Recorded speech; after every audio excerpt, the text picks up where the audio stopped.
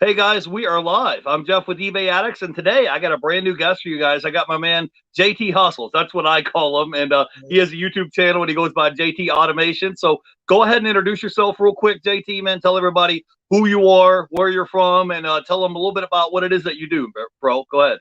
All right, what's up, everybody? First and foremost, thank you for having me on your show. I go by the name of JT. I'm JT Hustles on Instagram, JT Automations on YouTube. I'm a serial entrepreneur. So I started off as an independent courier, and that's what got me into entrepreneurship. But currently, currently I own a media company. I just bought my first food truck, and I'm a real estate investor. Are my three biggest sources of income. I also invest in crypto and stocks as well. Okay, and cool. Yeah. How to make money. Go ahead. Yeah. So, JT, man, I think so people don't know when I'm out here at work or I'm out here doing something, I spend hundreds and hundreds of hours of listening to podcasts, reading audio books, trying to learn stuff. And one of the YouTube channels that I watch that isn't like reselling related is right here, my man JT. So if you guys get a chance, everybody else should go ahead and follow JT Hustles, JT Automations. All the links are going to be down below on YouTube and Instagram, man. So first of all, let me give a quick shout out here to Dale Scott. Says, good collaboration. I'm here from both channels. Hey, man, we appreciate you jumping on and hanging out. We're here live. So if you have questions for our guests, you could drop it in the chat. So JT Hustles agreed to jump on and hang out with us today. So tell us a little bit of your background of how you, like your path to becoming a road to entrepreneur, because people think like you just wake up one day and you just decide like, man, I'm going to be an entrepreneur and everything is going to be great. It's kind of a bumpy road. So, you graduated, you got out of high school, and then I know your story. Then you kind of went into the military, but I want you to tell people in your own words, what happened, your story, your little backstory of how you became a full-time entrepreneur, bro. All right. So I was raised in a single family home by my mother. I was originally from a little town in South Carolina called Mullins, South Carolina. But I honestly wasn't the greatest kid growing up, right? So I wasn't like the worst either. But, your mama say be home before the street lights. I'll come home 2 o'clock in the morning on a school night, just hanging out with buddies, hanging out with girls, typical stuff young men do. But my mom was frustrated with it. And we were in a low income environment. So she shipped me out to my older brother, and I lived in Gastonia, North Carolina, right before I graduated high school. So I graduated high school, didn't have a great GPA, had probably like a 2.2, 2.3, something like that. I originally wanted to go to the Marine Corps Reserves because, like any other young man, all I cared about was women. So I wanted to go to the military because I didn't have good enough grades to go to college. I didn't want to get into a lot of debt. I knew that. But I also didn't want to go full time in the military. But my mom asked me, she was like, well, where are you going to stay if you in the reserves? Because you got to leave. So really? Yeah. So she actually kicked me out and she signed the paperwork. So I went active duty instead of in the reserves, which I thank God for that, because all of my friends that didn't go to the military ended up in prison, a lot of which are still in prison. So that kind of saved my life. Second to that, so you was active duty in the Marine Corps, right? Yeah. And go ahead. Yeah, and that's when I got my first taste of entrepreneurship. So I still was a knucklehead. All I cared about was girls and getting money, not really mature yet. So the Marine Corps, I passed the ASVAB good enough to be an accountant, but my behavior was so bad that they shipped me out to the range, and I've been and I was what they called a marksmanship instructor. Basically, that's where they send the knuckleheads that just like to shoot. You train people to shoot all day, right? So I started off being on the firing line, where I'm supposed to be coaching you on how to shoot your weapon. I'm supposed to coach everybody. I'm only coaching the girls. So they said, okay, since you don't want to help everybody, they sent me to what's called the pits. The pits is where the targets go up and down behind the berm. And now all my job is to make sure that they got targets that are clean that they can practice on all week. So while I was down there, though, I thought, this was the worst job ever. All I'm doing is gluing paper to a target and making sure people raise it up and down so people can practice shooting. And I got introduced to a gentleman who I'm actually friends with to this day. And what he did was bring a hot plate to the pits, is what we called it. And when you in the pits half the day. and then you switch, you go shoot while the person that was shooting pulls your target up and down and marks where you shoot. And that's how you do your annual training, right? And it's always somebody on the range. Well, he recognized the opportunity that we have 300 people here half the day, then they switch, then we got another 300 people here for half the day, or however big the range is that day. I was in Okinawa, Japan when this happened, and I was supposed to be on Fatima. They fat me out to Hanson for any military people out there or Marines out there that know about Okinawa. So we was making $500 a day profit because we would go get hot dogs, hamburgers, Gatorades, all of this stuff from the PX, which you would call the grocery store if you're a civilian, but we would just mark it up and we would cook it in the pits. And I got to the point that I was making $500 a day in the Marine Corps, and my check wasn't even as much as I was making working for myself. So that's when I instantly was saying, you know what, after I get out of the service, I got to realize, how can I do this for myself the rest of my life, right? So that's was my first entrepreneurial experience, right? I tell people my first legal business. Go ahead. I was going to say that, you know, when your mind is like, I'm going to make money on top of making money, that you had your own like little concession booth cut out there, and so you're like, man, I'm already going to be here all day anyways, so I might as well make the best out of a bad situation, because I'm sure it was hot, it was muggy, sometimes you was tired, you didn't want to be there, but you're like, man, I'm going to go and make a little concession booth, and now you're making an extra $500 a day, plus you're still getting your actual paycheck from the military on top of it, and instead of just being like most people and being like, man, it's hot, it's humid, I don't want to be here, you just started putting your thinking cap on and was like, man, I'm already here anyways, what can I do? And then, you know, you kind of use your entrepreneurial spirit to be like, hey, let's create this concession stand. So creating something out of nothing just from your imagination, be like, all right, what can I do? I'm here for 8 hours a day anyways. What can I do to make some extra money while I'm here? So go ahead, JT, go ahead. I didn't mean to interrupt you. Oh, yeah, it's all good. Absolutely. So I'm seeing that kind of money. I tell everybody I never spent any of my military checks, because what I did is I started sending my mom, who again was a single mother, low-income environment.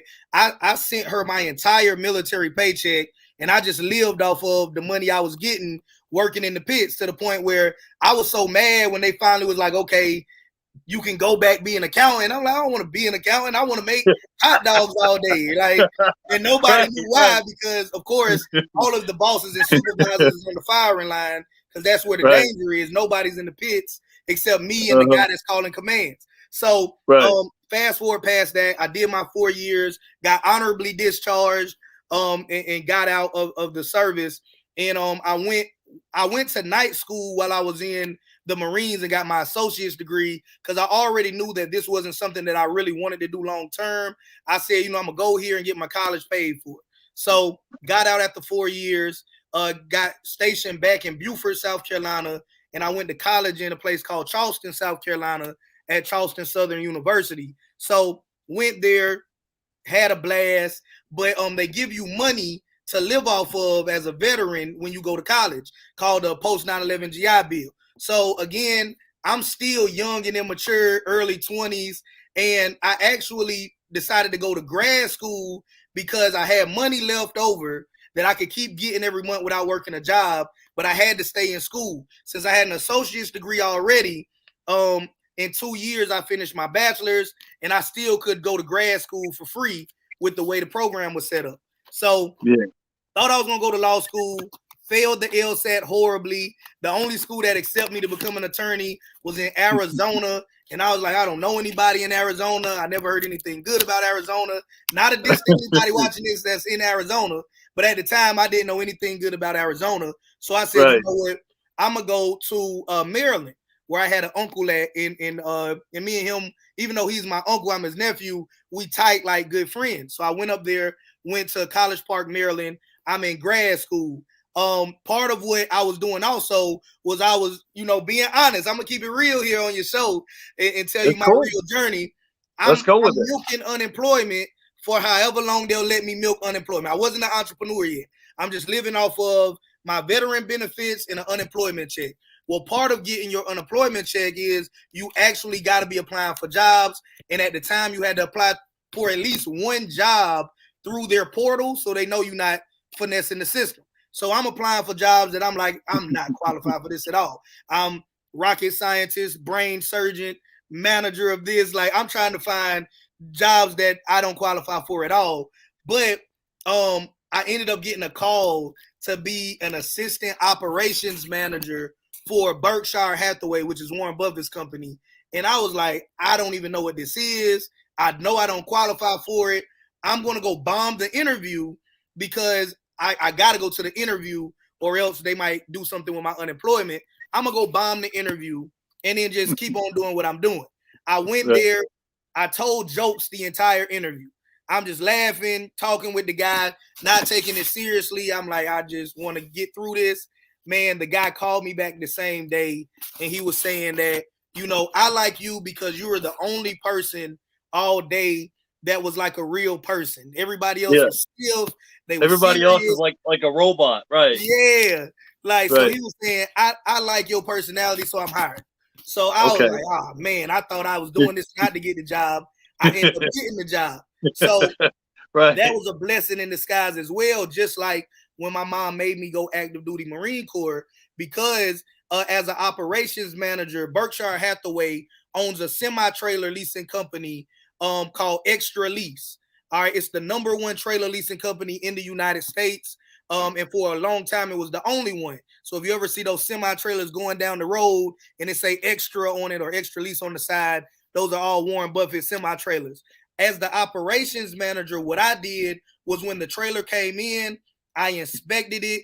I found out what needed to be done to it. And then we had independent contractors that will come work on the trailers and have them ready to get sent back out. It was only an operations manager and a sales manager.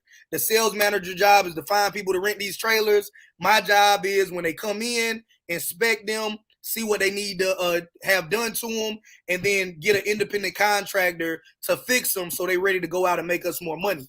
But while doing that, I learned a lot about the transportation industry because you're talking to truck drivers all day.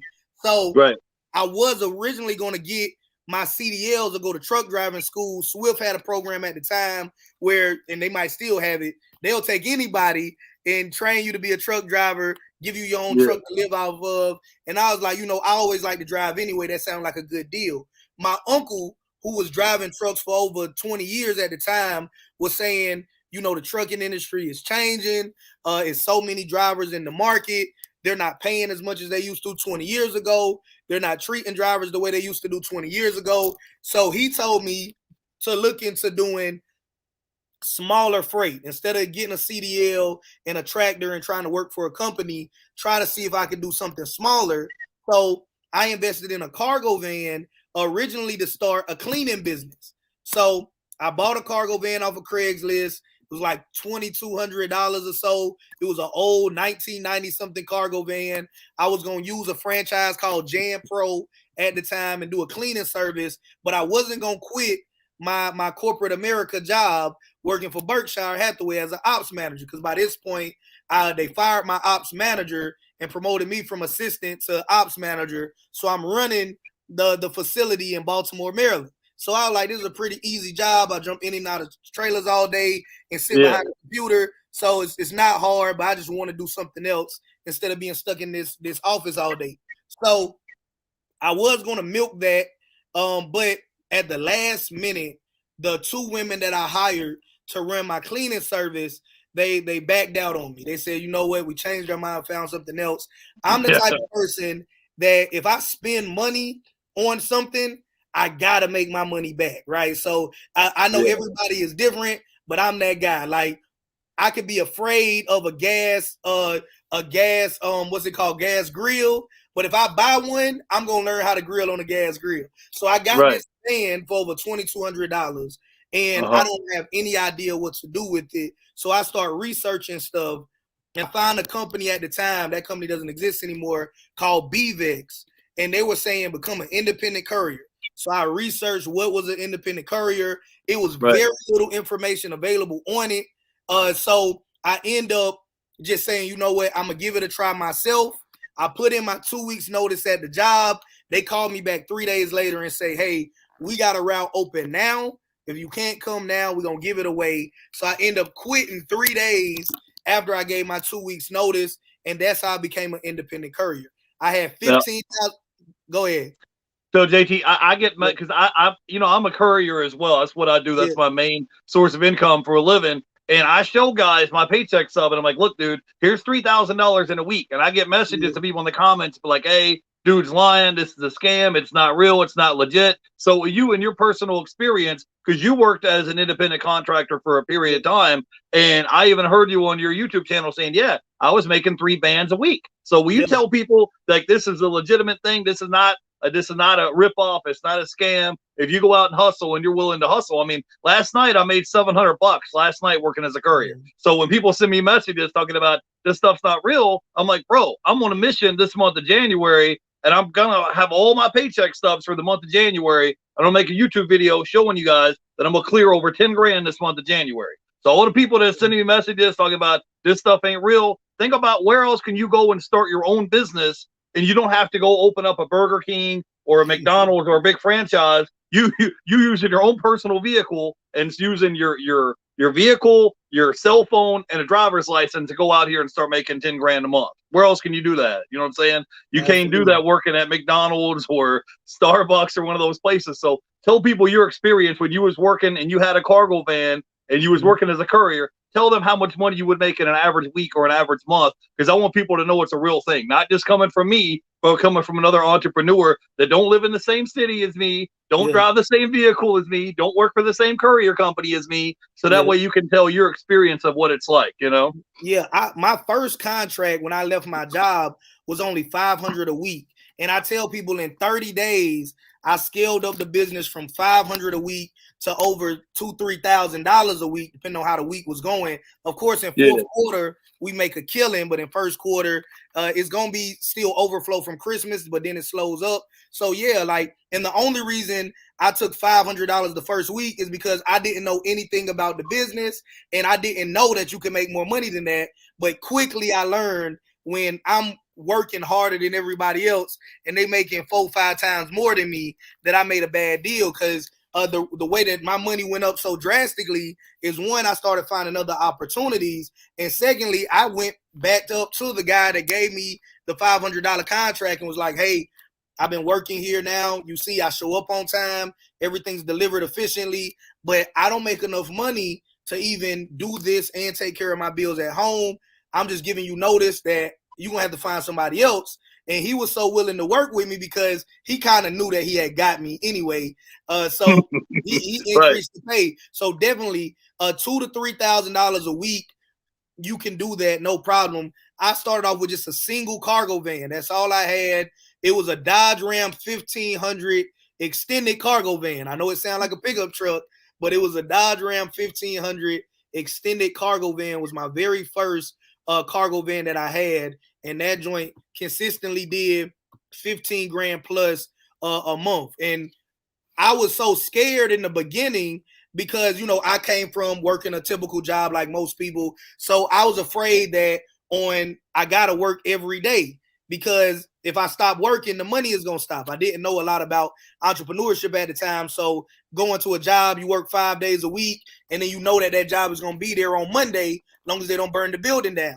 As an entrepreneur, I felt like I got to work every day so that I can always keep working. So we was running 7 days a week, and my business grew crazy, super fast. But of course, you can't do that. That's not sustainable for forever. So I ended up hiring a friend of mine and one of my cousins, and I bought a 10-foot box truck. So I would tell anybody that is skeptical of how much money you can make as an independent courier is next time you're out and about in your city, just ride around and see how many pharmacies are in your area. Independent couriers go to all of those pharmacies. How many post offices are in your area, right? How many businesses are in your area? Because a lot of companies, they have paychecks, at least stubs, delivered by independent contractors. So how many furniture stores are in your area? Like, there's so many opportunities out there. Businesses prefer independent couriers over employees because they don't have to worry about all the laws that govern employees. They don't got to pay you in the benefits. They just give you a little bit more money, and then all of that becomes your responsibility. All they got to do is make sure they pay.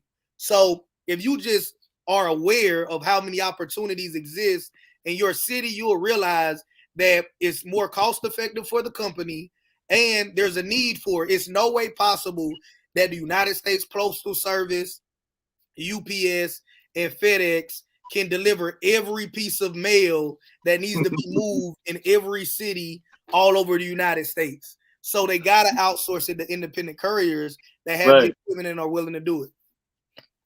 Right. And so that's the thing is that when I tell you guys something, I tell you from my own personal experience. I don't go out here and tell you something that, I don't promote cryptocurrencies or any of that stuff. I only promote stuff that I actually do, or I bring on legitimate entrepreneurs and this is their full-time gig and they can tell you from point A to point B how they did it. You know what I'm saying? So let me give a shout out. We have a bunch of people in the chat and I want to give a shout out to the people in the chat. I want to give a shout out to Sal's HQ is here in the chat. Laura is here, says my parents keep telling my boyfriend he needs a regular full-time job all year round, and he'll be working as a gutter cleaner right now, but they are frozen. Well, there's all different type of ways out there to make money, and if you're not subscribed to my man JT Hustle's channel, JT Automations, go subscribe.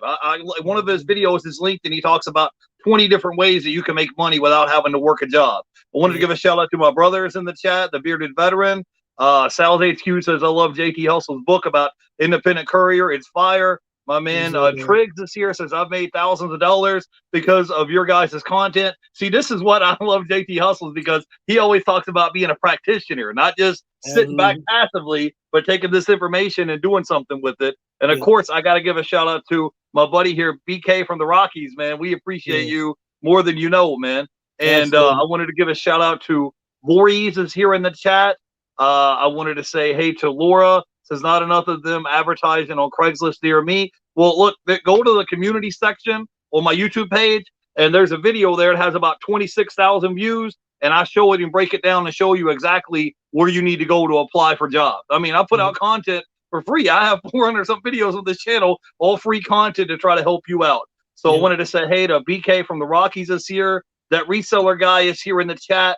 The ATL Flipper says, JT, how many businesses do you own? Like, how many different streams of income do you have, bro?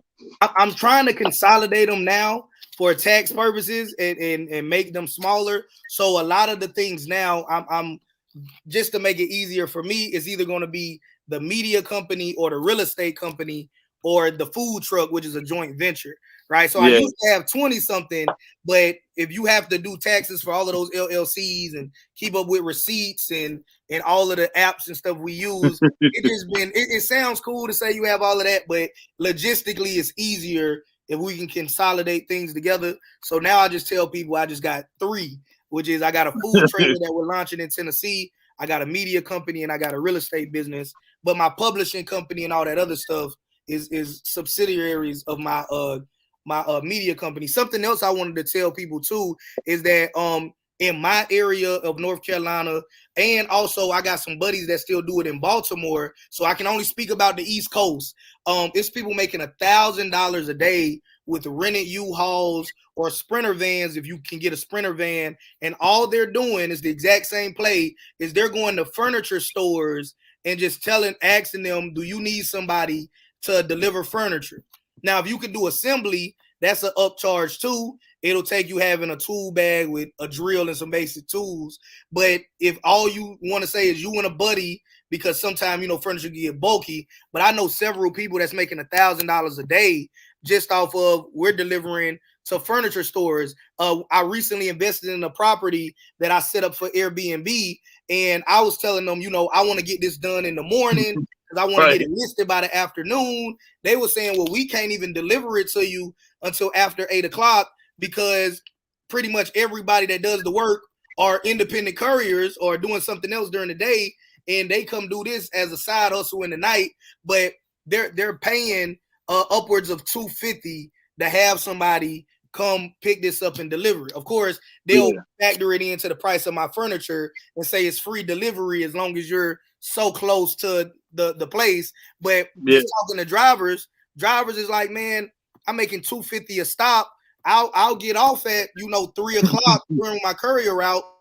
I'll do this for 4 hours, still be home by 7:30, 8 o'clock, shower, go to bed, and got an extra $1,000. I can't speak from everywhere, but around North Carolina, they pay these guys in cash. Of course, it's still, you got to pay taxes. It's a legal job, but they look at you as you're your own business. So they're still going to give you a 1099, and it's up to you to file it and stay out of trouble with the IRS. But these guys are making cash money every day. So I would say if there's a lot of furniture stores near you, it's a great opportunity to at least go ask the question.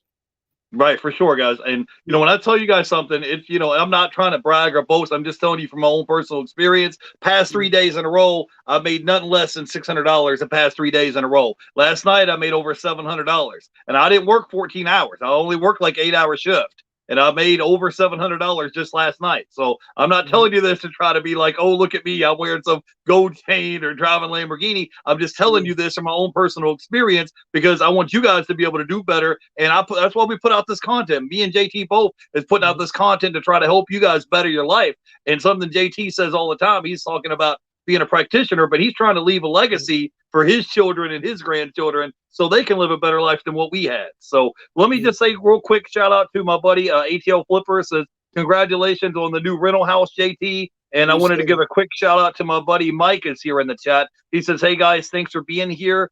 And Dale was here in the chat, and that reseller guy. So if you guys have questions in the chat and you want to ask questions, I'm not ignoring you, but I'm trying to give JT the floor so he can speak. So if you guys have questions, you can still drop it in the chat. So tell me, so you was out there hustling, killing the courier game, and then you kind of transitioned from that into reselling. So go ahead and tell your story. And why did you decide at one point, like, okay, this is cool. I'm cool with making $2,000 to $3,000 a week doing this courier game, but I don't want to be on the road 7 days a week the rest of my life. Like what was going through? What was your thought process? Like, okay, I'm going to transition from that. And now I want to create my own YouTube channel. I want to go out here and start doing this resale game. Like, go tell your story. I don't want to put words in your mouth. Go ahead. No problem. So what I realized is that my primary source of income at the time was BVEX. That's the company that they ended up giving me the regional contract.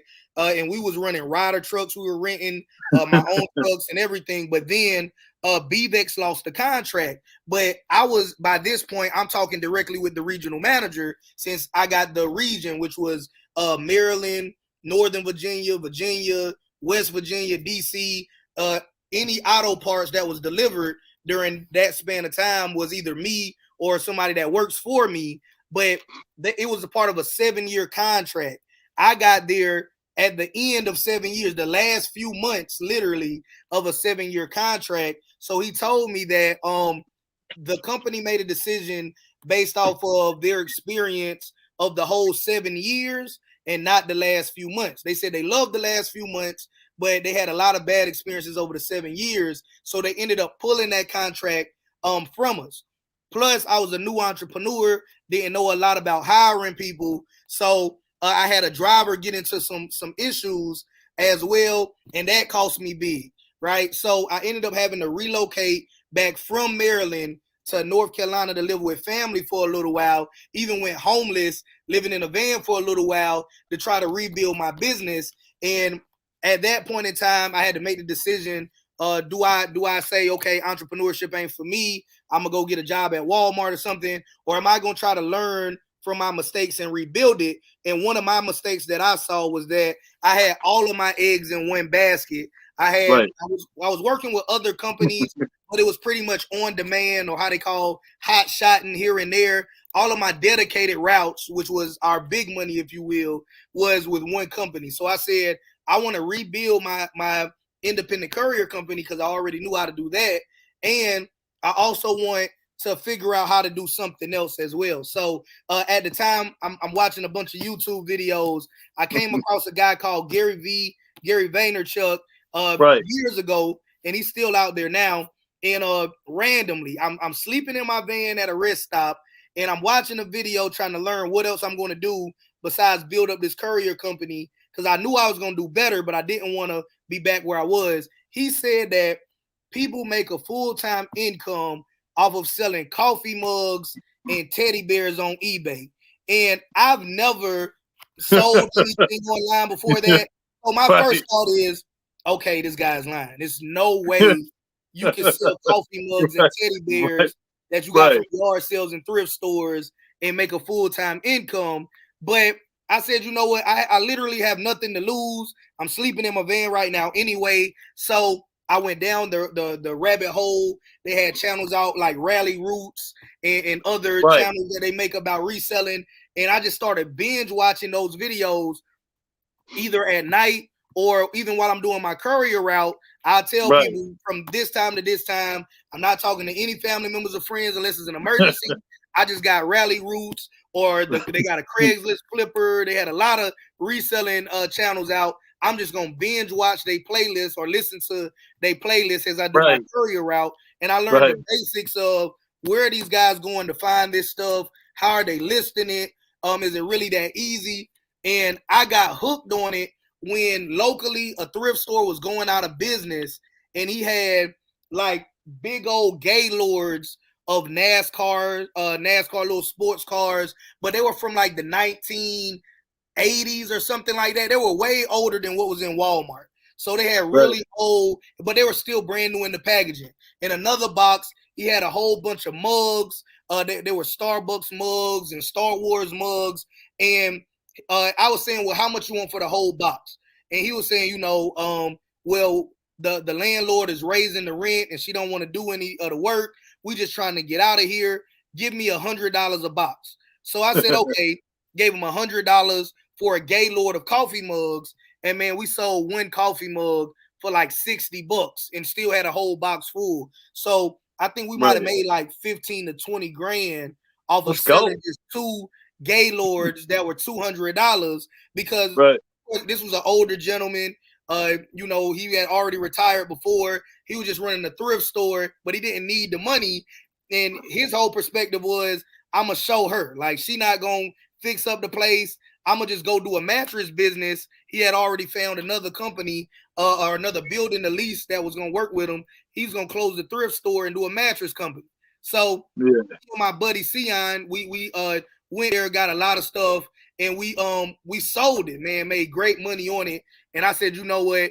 Now I see what he's talking about. So every Saturday, I would go to flea markets, thrift stores, or wherever, and I would source items utilizing the eBay sold listings, right? I made the mistake early on of just trying to say, this looks cool. I bet somebody would buy it for a lot of money, and it would never sell. So then I said, okay, how are these guys consistently making money? And I'm like hit or miss. And then I realized, okay, they making decisions based off of what's already sold, not off of what they think may sell because it looks cool. So once I started understanding that, then I started getting consistent sales, and I started making just as much money reselling as I was making as an independent courier. And that was like my sweet spot, right? Because I was like, okay, if this ever goes away, I can do this. I called it like hedging my bets, because my reselling had nothing to do with my independent courier company. My independent courier company had nothing to do with me reselling stuff. Nobody knew JT Hustlez or JT Automations on eBay. When they bought something, they just bought something. And people knew me as JT, but they didn't know I did eBay at the time. This was before social media. What got me into social media, I tell everybody, it was a multitude of reasons, but my primary reason when I first started was going back to my family. My family was split, and that my mom, growing up, I thought she was the meanest woman in the world because she didn't want me to be around my daddy's people like that. I thought, man, my cousins do all this cool stuff. They got four-wheelers. They got cars at 15. Man, and I'm still walking around the city, and you don't want me hanging out with them. Later on, I found out, and I'm talking about I'm 22 years old by the time I found this stuff out, that side of the family was in the streets, illegal activities, drugs, all of that stuff like that. So since she was big time in the church, she just didn't want me to be exposed to that and possibly wanting to get into that. So she was just real firm on stay away from that. But I started my YouTube channel because I would upload a video and then send a link straight to my cousin and say, hey, man,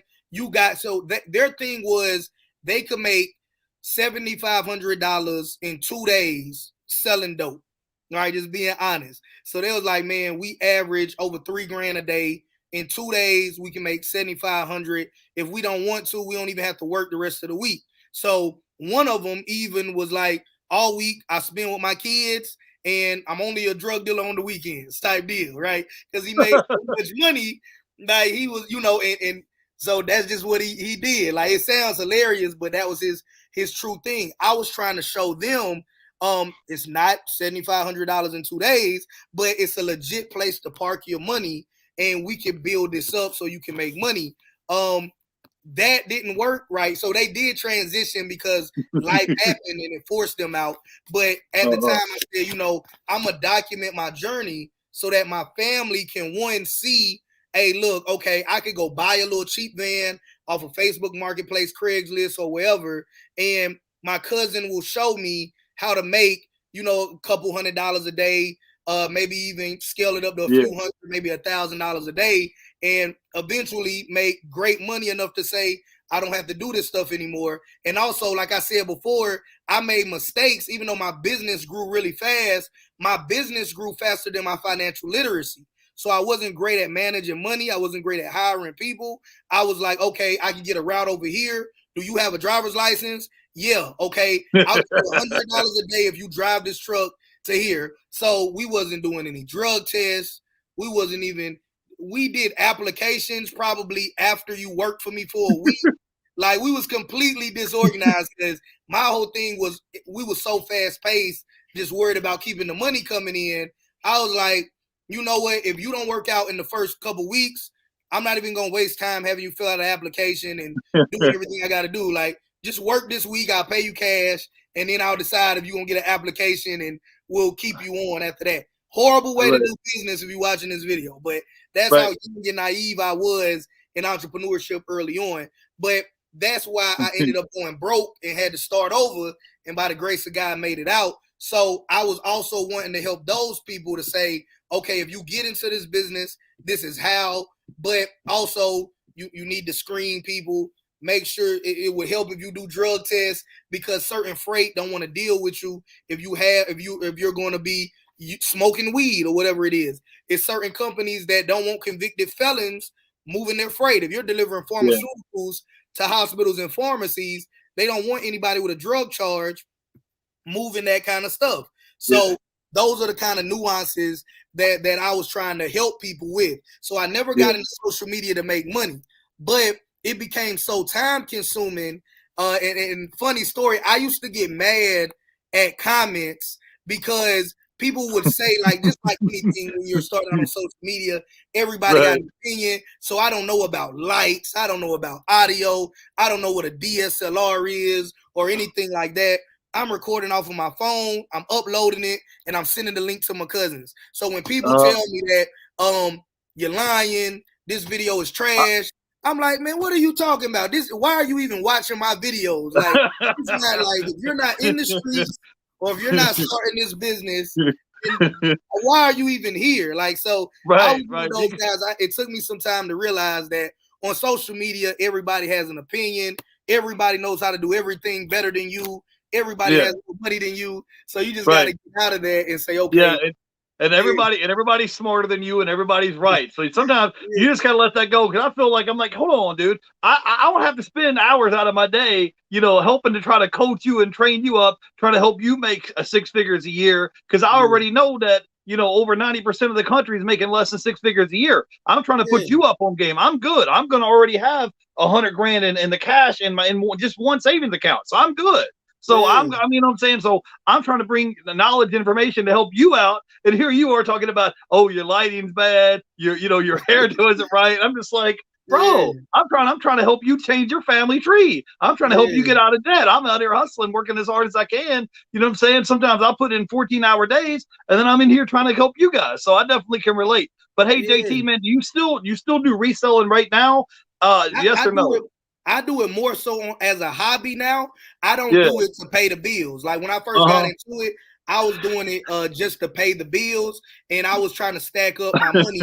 And then once social media became so time consuming, I said, well, okay, I'm helping a lot of people. I like how the channel is growing. So it took me forever to get my first 1,000 subscribers. 2,000 was a little bit quicker. 3,000, it seemed like it took me forever to get there. But then one of my videos about making $50-something an hour for some reason, it blew the up. algorithm started promoting that heavy once I got 3,000 subscribers. So I went from 3,000 to 10,000 subscribers in a month. So I tell people I don't even remember 4,000 to 9,000 subscribers because it happened in 28 days. So once I started seeing growth like that, I said, well, okay, let me research this. I had all of the skepticism that people have when they talk to me now about why a media company is my primary business instead of reselling or doing the transportation industry. Those are still skills that I have, and it's not like those industries went away. But I understood that the media controls how people think, and at the time when I first started doing social media content, there wasn't a lot of people that admittedly came from low-income environments, right?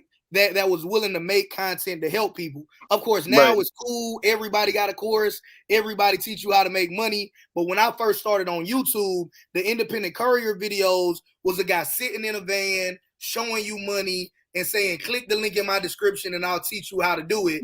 Nobody was making videos where they're taking you to Craigslist or they taking you inside the warehouse or they talking to you as they unload you at the back of the post office. So it was almost like it was a secret society, and it was uncool. And these same guys would even hit me up and say, man, you ruining the business. The game is supposed to be told, not told. Like you ruining it for everybody. So when I started making educational content, it wasn't popular. My peers didn't like it because now more competition is coming to the industry. And then people that wasn't my peers, they didn't believe me because I'm in a hoodie. I intentionally, for like 2 years, didn't get a haircut on social media, even though my transportation company was making 5 figures a month and my reselling business was making 5 figures a month, because I said, I even adopted the name JT Hustlez, which I still am on Instagram, and I changed it on YouTube recently. But I adopted that name because JT is my actual initials. But I said, I want to be the guy that you look at and say, if this guy can do it with the Walmart shirts and he can't even get a haircut, if he can figure it out, I know I can figure it out. I can at least get a better t-shirt or I can at least get a haircut.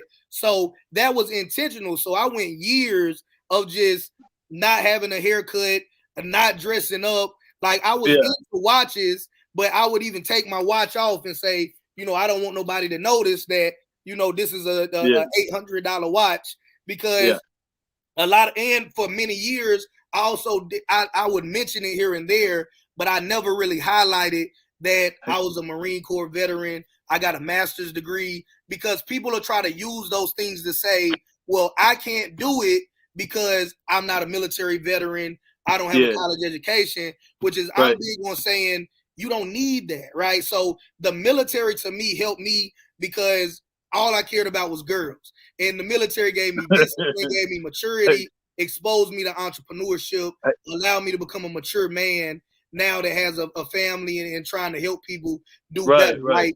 I went to college because that's what I was told to do. It has helped me none, financially speaking. All right, JT. Hey, bro, we got a bunch of people in the chat, and I got to catch some questions in the chat real quick. So, and then we'll get back to your story real quick. I'm going to give a shout out to Voorhees is here in the chat. Laura, bearded veteran. BK from the Rockies is here. Ben is here in the chat. Trig says he's here. We got a question here. It says they said I did, and when I asked, seemingly they wanted to do 15 to 20 minutes between asking questions. I'm getting to questions right now.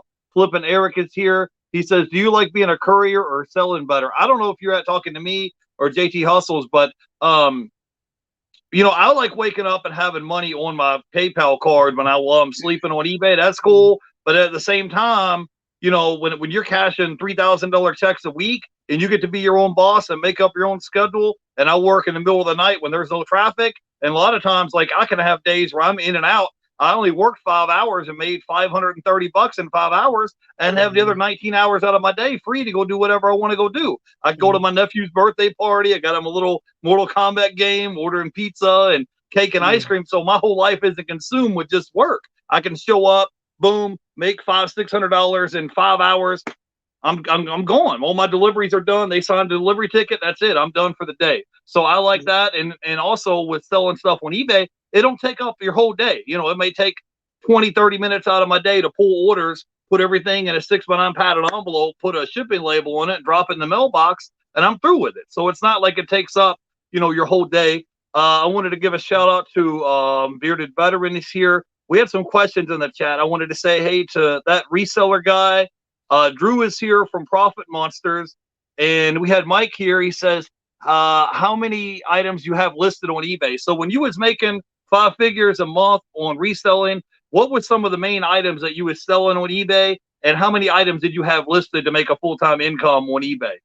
I think I kept around not as much as 8,000. I saw somebody said. I think I kept around 200, between 200 and 300 items. And at first I tried everything, but what I found was my sweet spot was electronics. And then we got closer to, I would buy toys all throughout the year. And if they sold, they sold. But I intentionally priced them a little bit high. In fourth quarter, I made a killing off of toys.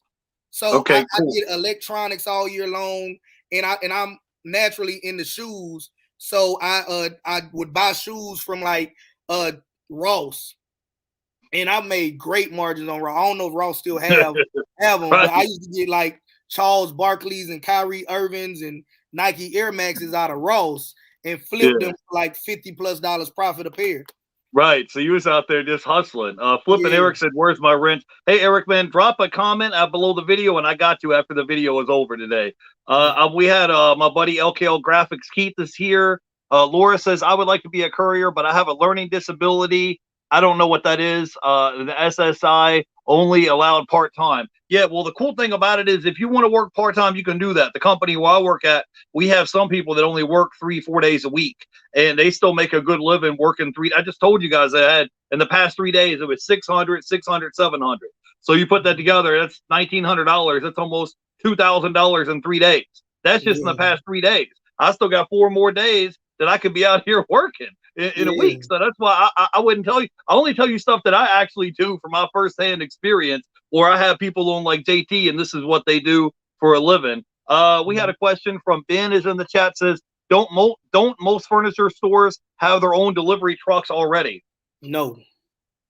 And you got to think about the volume. Well, maybe in your area they do, but you got to think about the volume. If somebody is coming in, because the margins on furniture and mattresses and box springs are crazy if you ever looked into those businesses. So if you have 20 people in your store and everybody wants to buy something like me, and it was me and 3 other ladies in there when I went, I said, hey, I'm willing to buy this, but I need this today. And they were the same way. They're like, hey, listen, I just got an apartment. I want this today. If not, I'm going to go to different furniture stores and see who can get me a bed today, who can get me a whatever the fastest, because, it's a bunch of furniture stores that got great furniture. So if you come in and say, okay, y'all already got your own truck and y'all got your own employees, but there's no way possible that they can go in all these different directions today, and that's going to cost you 5 sales. Why not bring in somebody and say, okay, we'll give our employees this, and we'll give you that. But again, like I said, same thing with an independent courier. In my area, a lot of companies outsource it to independent contractors because now they don't have that liability. So once it leaves the furniture store, if it's an employee in an employee truck, if he gets in an accident in the parking lot or down the street, the furniture company is still liable. If you give it to an independent contractor, he gets in a crash in the parking lot or down the street, it's his responsibility. He got to make it good with the furniture store, with whoever he hit, and whoever the end consumer is, right? So they pass on the headache, and they still going to make money off of it. They not losing at all. Okay, we had a question from the chat. It says, hey, JT, did you get some propane gas for your rental property? No, man. We having ice storms back to back, and it makes the propane work harder. That's the one downside of my Airbnb. It was already fully renovated before I bought it and set up for propane. So we just going to work it as is until future notice. So now I'm not going to get it for a while. Okay, we have one more question. It says, what do you think about mobile tiny home rentals? Yeah, I think if you got them in a good location, in my experience, there's not a huge market of people that want to live in a tiny house long term. You might can find some retirees that now they empty nesters. They don't mind downsizing. So if you got a tiny home in a good location, they'll hang out in there. But usually, like the people that I know that make great money with tiny homes, got them at Myrtle Beach. They made a little tiny home area, and they do great with short-term rentals that way, right? But if researching your local market, you might be in an area I never heard of before. But usually, it's great for short-term rentals. It's not a ton of people that want to live in a tiny house long term. Yeah, I'm not really gonna comment on that too much, but I did watch a YouTube video the other day about this guy, and he bought this RV, and he put his RV in like a little RV park, and maybe he paid 2 stacks for the RV, put it in one of those RV parks, and then was renting it out on Airbnb. So his very first month, he made enough money renting it out on Airbnb to pay for the RV, and then every month thereafter, he was just bringing in profit month after month after month, because it pretty much, he got his money back in the first month what he paid for it. But I'm not an expert in that niche, so I really don't want to tell you right from wrong. Just do your own research. So JT, man, next thing I want to talk about real quick, because we in overtime. I told JT we were only going to be on about 45 minutes. So just give me 10 minutes, bro. The people are satisfied, bro. Hey, man. So hey, bro, what I was gonna say is that tell people a little bit about your business of being a published author, because I like this a whole concept, because you do a little bit of work up front, you know what I'm saying? You're putting the work in, you're making your book, and then once your book is published on Amazon Kindle Publishing, you have sales from reoccurring revenue month after month after month, month after month after month, as long as you're making sales for the rest of your life. So you're doing a little bit of work up front. You're doing all the work. You're doing all the heavy lifting up front, and then now you can go out and be going for a walk on the beach, going on vacation, going out to dinner with your family, and every month you have this check coming in from these books that you published. So talk a little bit about your experience, what that was like, because I know there's people like me that when I was in college, I didn't have straight A's in English. So when they was talking about publishing a book, I'm like, bro, I had a D in college in English. I don't know if that's for me. But everybody's got their own book and their own story in them. They just got to they got to get inspired to kind of use that. So tell people your story about what that is like. Yeah, so that's by far one of my most favorite ventures that I'm doing now with my own publishing company as a self-published author. And you are exactly right. You do the work once, you make money for forever. And I tell people to write books about what interests them. So the book that I'm most known for is The Drive to Freedom. It's won the most book awards. So it's the most awarded book in the transportation industry. I don't have all the stickers on it because it'll look crazy. But I like the fact that you could just take a small window of your life. So I became a full-time entrepreneur at 24, right? And I did that business from like 24 to 28-ish before I said, okay, the media company's making more money than this. So I actually started losing money if I did other things beside that with my time. So when I still love the business. It's my favorite business because it gave me the money to leave corporate America for forever. So I still help people get started, right? But this book alone generates enough money to pay all of my overhead. I published it in 2017, so I haven't had to pay any of my bills. Before I bought houses, I rent and utilities, insurance, that was all covered off of this one book alone, right? Now I got several books written as well, but every time I write a book, this is what I tell people. There's 2 trains of thoughts when it comes to writing a book. If you just have something on your chest and you just want to express it with the world, absolutely nothing wrong with that. Write that book, but you have to have realistic expectations about that book may not make a lot of money. If you want to write a book to make money, you should write a book based off of what people want to know. So people were coming to me. This book was written because people were saying, JT, you got over 100 videos explaining the independent courier business. I don't have time to watch 100 videos. Do you have a course or a book or something? I was like, well, I don't have a course, but I guess I could write a book. So I wrote the book, put it out there. First month, the book made like $1,500.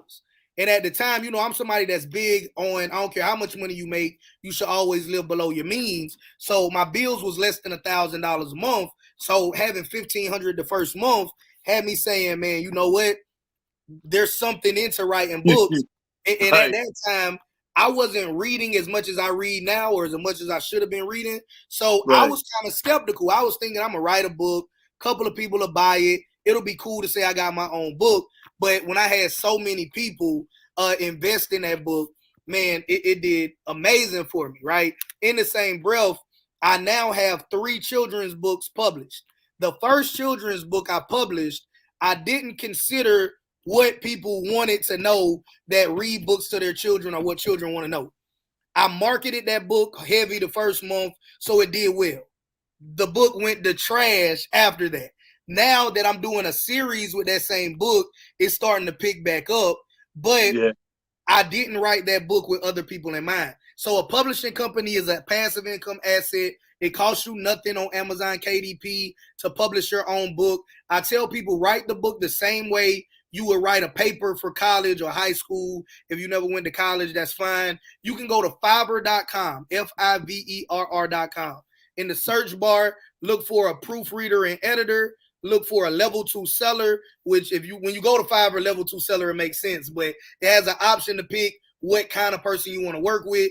Look for a level 2 seller, just check the box, and then just pick somebody that's within your budget, because I got a South Carolina education. So I say ask instead of ask, or however you're supposed to say it. So I type the way that I talk.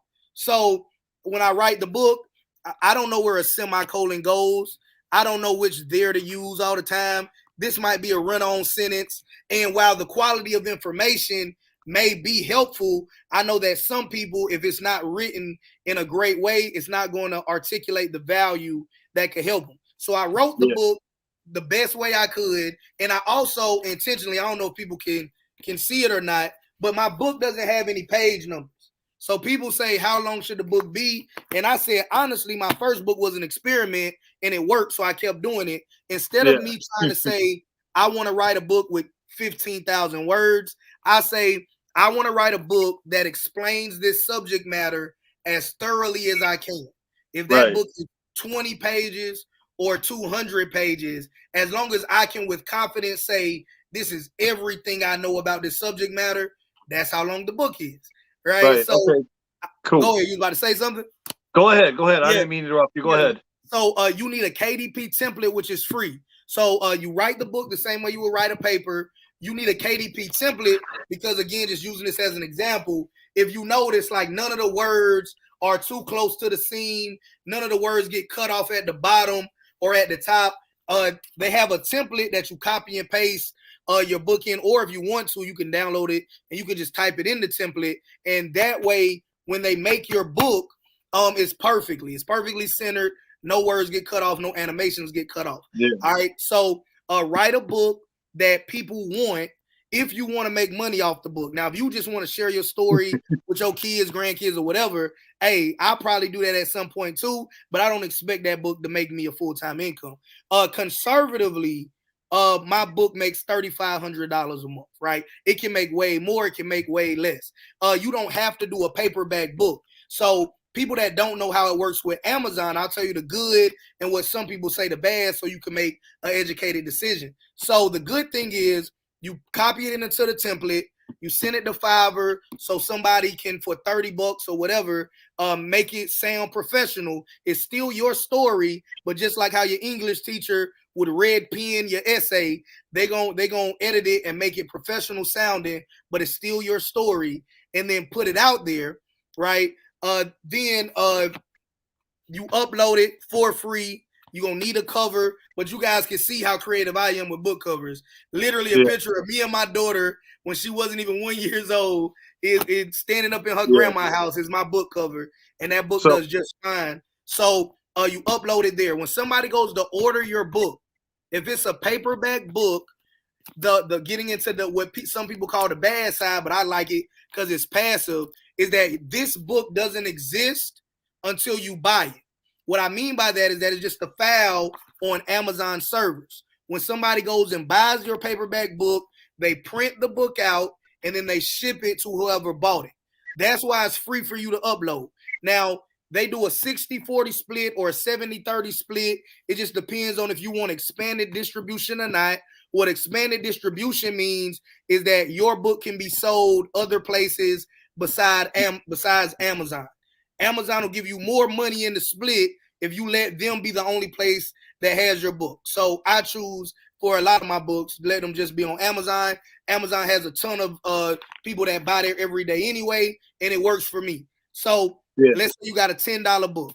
You sell the book, you're going to get between $7 or $6, depending on if you did expanded distribution or not, right? They're going to also give you an ISBN number, but if you take their ISBN number for free, then you can't put your book anywhere else unless you go buy your own ISBN number. So you put it on there for completely free, assuming it. They're going to sell your book. If it's a $10 book for easy math, they say they give you $7. They also are going to take out of the money that they give you what the book costs. For example, I sell this book for $25. It costs me $2.15 to make it. So when the book is made, they do the 70-30 split my way. Then they take another $2.50 from my portion of the 70%, and then I get what's left and what's called a royalty.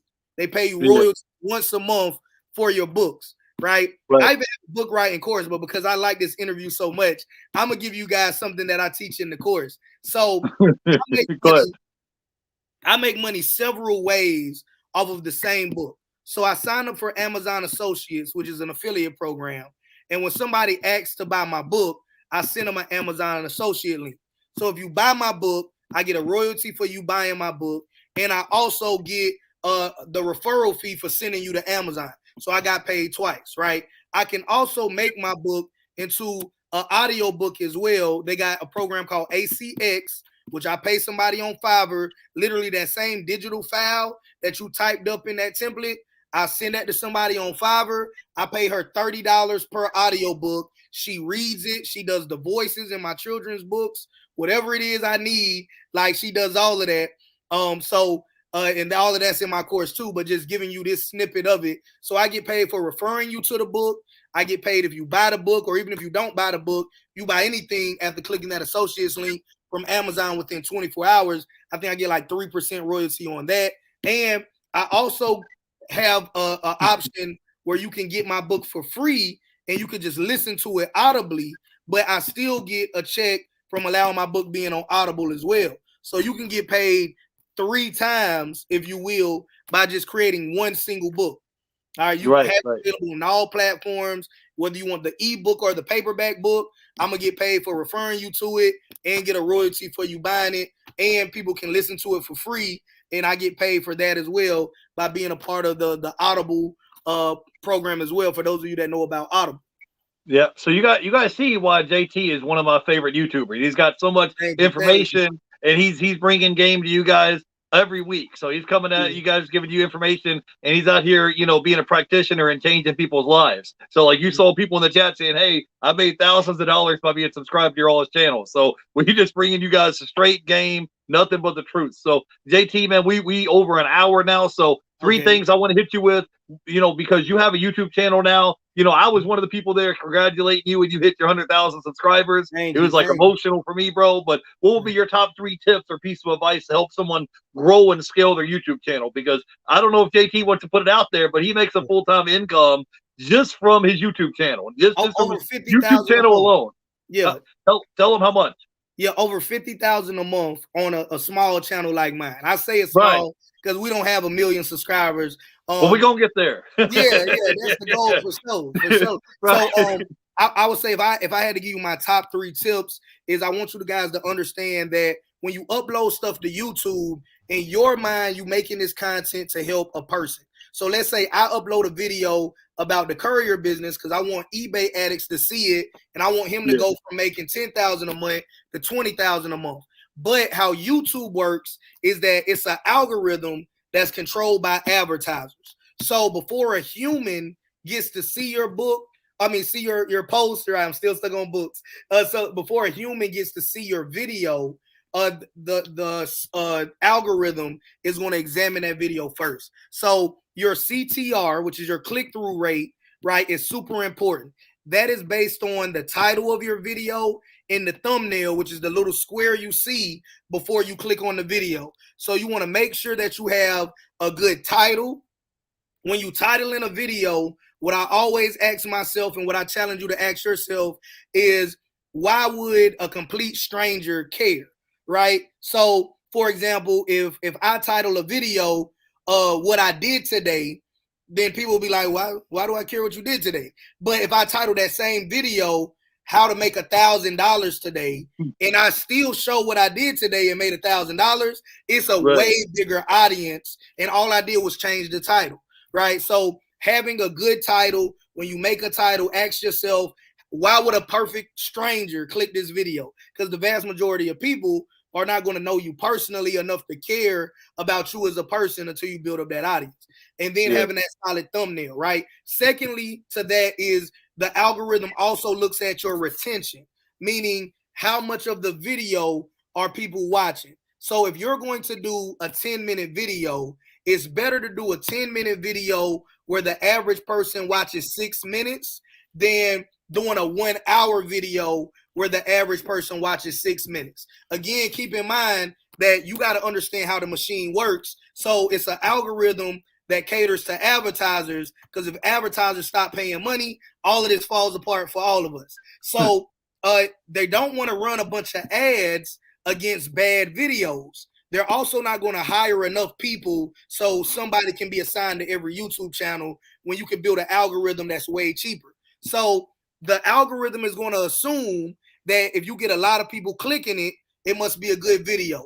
That's your thumbnail, that's your title, right? If people watch a good portion of your video, that's your retention. They're going to assume that this is a pretty good video as well. So if you ever find yourself where you have a lot to say and you're making longer videos, and all of this is viewable in your analytics on your channel. So CTR, click-through rate, retention, all of that is available for you to view, right? So if you notice that when you do longer videos, if your retention starts to drop, if your click-through rate starts to drop, I tell people you should adopt the DJ Vlad approach of posting. So I didn't invent it. I don't know if you know who DJ Vlad is or not, but he's a big YouTuber too. And what he does is he will take long videos and release them in segments to build the momentum, build the interest around it. And that also is keeping his retention high and his click-through rate high. And then he might release the whole version of the video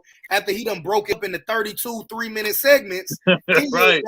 The 2-hour-long full interview. And now we turn that one asset into a ton of assets. So there's nothing wrong with long-form content, but click-through rate and retention is super important. Go ahead. You was going to say something? Go ahead. No, I was going to say, I'm in your head because I was going to say chop it up and put it into smaller segments. So, hey, JT, man, right, I appreciate you. I appreciate your time, and I appreciate all your information today. I want to let you go here in a minute, but before we let you go, the last one. Let me give him one more. I gave him 2 of the 3. Go ahead, bro. Go ahead. Okay, my bad. I'm gonna talk fast. Last thing I want to tell people too is that while you run into a lot of people that's online that's trying to sell you a course, a book, or whatever, what I have found that has made me successful and my partners that make more money than me on the platform as well is that we don't sell information, we sell time. So when you create content, instead of saying I'm gonna make this to get you excited and then you got to pay me $1,000 to get the game, what I do is I create bite-sized content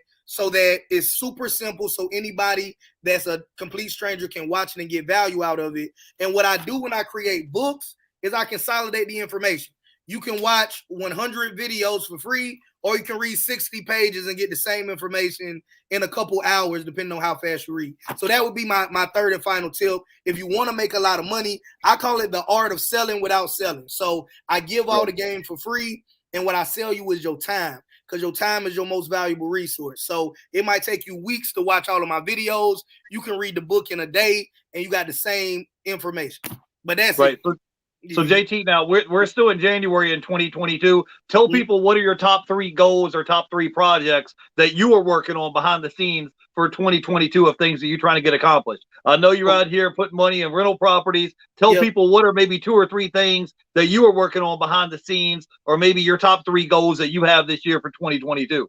Okay, so I'm in the works now of expanding my media company because, like I said, the media controls how people think. So I want to hire more people because I don't want to be the face of every video because it gets old. You see me in every video, but I do understand like how the Weather Channel determines how you dress, how the news will tell you that Chicago probably not a great place to go on a summer vacation. But Hawaii is amazing. So I want to start scaling my media company to make content that's going to always have an entrepreneurial undertone, whether it's something that's a comedy that we're working on, a drama. I want to subconsciously start pouring into people that while there's nothing wrong with becoming a lawyer, a judge, a doctor, a teacher, you can also work for yourself. That's one. Secondly, I want to continue to build up my rental portfolio. What I tell people all the time is that I will personally never own a house my entire life. Technically, my business owns 4 properties right now, and we're looking at other properties even outside of the borders to invest in as well, right? And what I do is I invest in them under a trust for my daughter, and then she's 4 years old, and then her grandkids whenever she has kids and they have kids. So that's the second biggest thing that I'm working on. Third is I really want to become an international brand. One is because I think that my purpose in life is to show people that you can become as big as you want to be, long as you keep God first and you're willing to do the work. So lots of times people will look at people and look at them as the ceiling. I want to be looked at as the floor.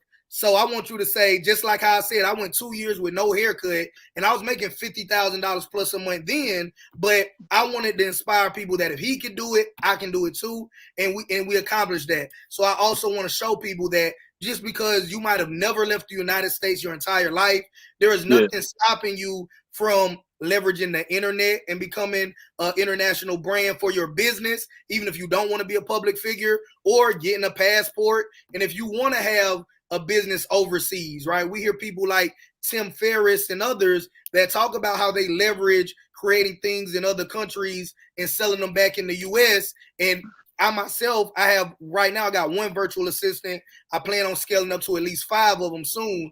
And he cost me 1/10 of what it would cost me to hire somebody stateside to do the exact same job, the exact same quality, right? Somebody that I would have to pay $5,000 a month, he'll do it for $500. So I could not even increase my prices and 10x my revenue just by outsourcing it there. I know some people are going to be mad about jobs leaving America, but just being real. So those are my top 3 things I want people to understand. We're going to build up the media company. I'm going to expand my generational wealth plan of real estate for the people that come after me. And I want to be an international name. And I want people to look at me as, okay, I'm the floor, not the ceiling. If JT can do it, I can do it. And then shoot, I can open up a business on Mars with Elon Musk in them. Right. So, hey guys, we're gonna wrap this video up, but I just want what I want you guys to take away from this video is JT went from being in the Marine Corps, you know what I'm saying? You know, he didn't have no kind of special degrees, no special diplomas, going straight out the Marine Corps from now, having just from his YouTube channel, not counting, you know, his published books, rental properties, nothing else. He's making $50,000 a month of cash flow from his YouTube channel. So I want to talk about that, and I want to leave you guys with this. Surround yourself with people that are going to push you, man. Like, you know, like I'm going to make probably 10 grand this month from a courier, but that ain't it. I'm trying to make 100 grand a month. You know what I'm saying? So when I tell you guys, like, it's important that you surround yourself with like-minded people. You guys, you see me on Instagram. You see me hanging out with Felix from Giant Lifestyle. You see me hanging out with JT Hustlez. You see me out here. Yeah, you see me hanging out with Reyes the Entrepreneur, because I'm trying to, you know, I'm trying to grow and expand my knowledge, because you know, I may be good in one area as a courier. I may know how to sell stuff on eBay, but I don't have 200,000 subscribers, or, you know, saying like JT Hustles. I may not know nothing about this other area, about maybe, you know, saying to being a published author. So, you know, surround yourself with other like-minded people that's going to push you more than you can push yourself. And so when you're out running around, you're doing errands, be listening to podcasts, be listening to audiobooks, be trying to, you know, stimulate your brain, because there's so many opportunities out there. There's no shortage of money out here, man. So JT Hustles, bro, tell everybody where they can find you at on YouTube and Instagram so they can go follow you, bro. Definitely. You can find me on Instagram at JT Hustles. That's Hustles with a Z. So HUSTLEZ on YouTube. I switched the name from JT Hustlez to JT Automations because, well, let me tell you how to spell it first. AUTOMATIONS, right? So the reason why the name changed is because I found that a lot of people, they were just creating jobs for themselves and working themselves to death. And that's not what I wanted to get people to do. I don't want you to replace one job where somebody tells you what to do and they have all the liability and give you a check.